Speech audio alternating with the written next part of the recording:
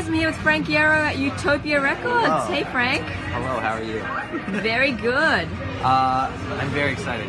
Whenever I get to do stuff like this, it's like, it's one of my favorite things in the world. It's fun, right? Yeah, it really is. Because I would do this regardless. I spend half my time just looking through records. Yeah. So. Pretty cool kind of interview, hey? This is my favorite kind of interview, to be honest.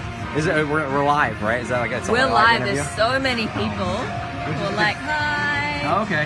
Hello. The good thing about this, I feel like, is that it's late enough in the States that my wife can't see me spending money on records. It's like that. She can rewatch it. I don't want to tell you that, but you're not off the hook.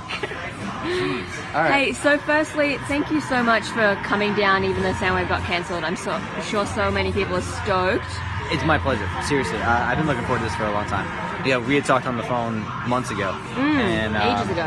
Yeah, and you know, I wanted to come down for so long, and now finally, you know, like the festival got announced and then got taken away, and it was like such a bummer. I was like, well, it doesn't have to be. You know, we could just make our own fun, kind of thing. Was a headline tour in lieu of the festival kind of ever in the cards, or did you always want to do like something fun instead? Well, here's the thing: like, it didn't make sense to me to do something off the bat that almost I felt like punishing kids. Like, oh, you know, the festival got canceled, so now you have to buy another ticket. Yeah, that's you know what I mean? Like, it kind of felt weird. So plus, you know, it's hard to get all that together just in, you know, a couple of weeks time. Yeah, for sure. And I wanted, if we're gonna do that, I want to do it right. So so this just felt like the best of both worlds. Like, you know, we could actually come down and just hang out, and kids can come down for free, and we can play songs together and talk and sign records or whatever, and it's not like a burden. You know what I mean? Yeah. And it's in lieu of the time we were going to have. Yeah. So it's awesome. You can tell you're doing it for the music and not for the money or anything like that. It's just the way it should be. You know? Yeah. No. Yeah. It's costing money. Oh yeah, I'm sure it is. Yeah, but that's all right, man. Honestly, like, you know, I was asked early on, like, where do you want to take this record? Where do you want to play these songs? Yeah. And this was always, you know, my first pick. And I just felt like the songs needed to be played here. You know, and I got really excited when Vagrant had done a deal with Cooking Vinyl, and I knew that the record was going to come out. And it hurt that we didn't come down for so long. So had to make it happen. Yeah, I had to. Yeah. And will fans be hearing any like unreleased kind of special ones, or pretty much off stomach aches? You know, I keep thinking about that, right? And it's weird. Like I as a kid, like, I used to love that fans would play songs that were unreleased, and then you would find like bootlegs of things, like early versions of it, but you had to like go out and search it. I feel like now it's too easy to find that kind of stuff. And what I don't like is when you play something to try it out, and then it gets like, you know, like taped, and then it goes up on the internet, and then it's like almost like set in stone. Like, then people get upset if you change it, and that wasn't the point. You know what I mean? Like, the point is like to kind of like try to figure it out first. So probably not, but we'll probably do some fun stuff. Yeah, it's gonna be different. It's gonna be special. I'm sure will. Now let's get into records. Look how many there are. Now, Frank, you immediately looked at Neil Young. I did. I was saying that this record is one of my favorite. I think it came out like 2014 or 13. I'm trying to figure out when it did. But what I love about this record is that he recorded it in like one of these recording booths that it's like literally, you know, it's like a phone booth, like from the 50s. Yeah. You know, you put in a quarter and you record like a message or a song on the record straight to vinyl. And at Third Man they have this booth in the record store, and you pay like, I think it's like $10 or $15 and you can record a record. And I've done that a couple of times. Oh, sweet. But the way this record sounds is so fantastic, and it's such a great record. I have this already because a good friend of mine sent it to me. But yeah.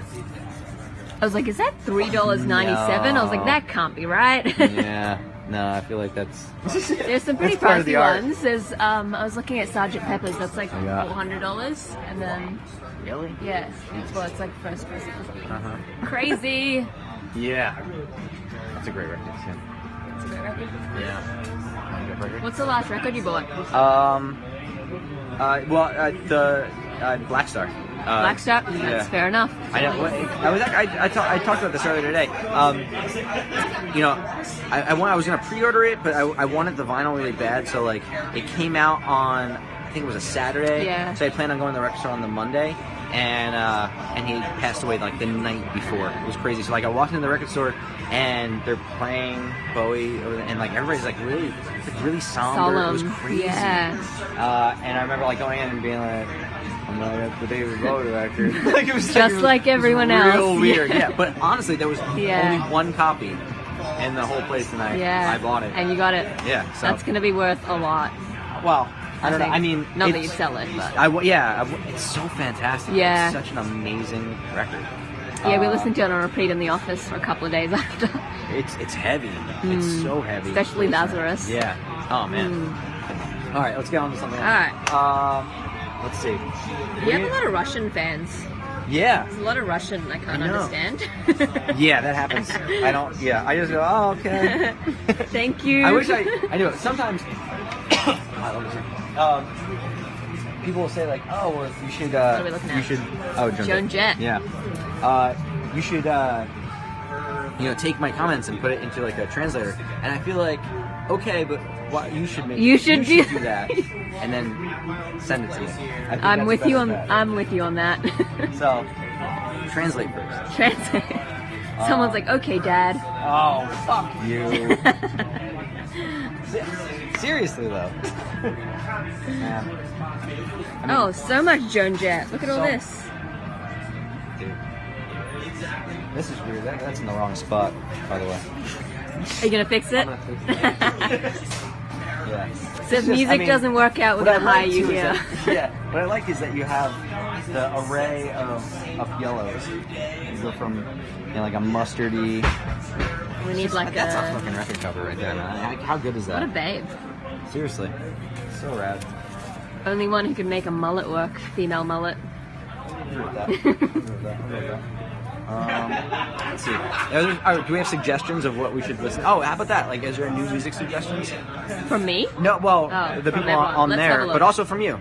Yes, we do that. I just bought Leon Bridges' Coming Home on vinyl. Okay. It's like soul. He's like he stepped out of Time Machine, so it's really good. See, like, there's things like I've heard a couple of songs from him, and I think they're pretty good. You can either go, it's one of two ways, right? It's either like, oh well, it's really great, or it feels like kind of cliche, like it's almost like you're playing a part. That's true. But I don't know. I mean, you never know. He doesn't. Yeah, I don't know if he's playing a part. Okay. So we got some State Champs, and I saw something else, Moose Blood.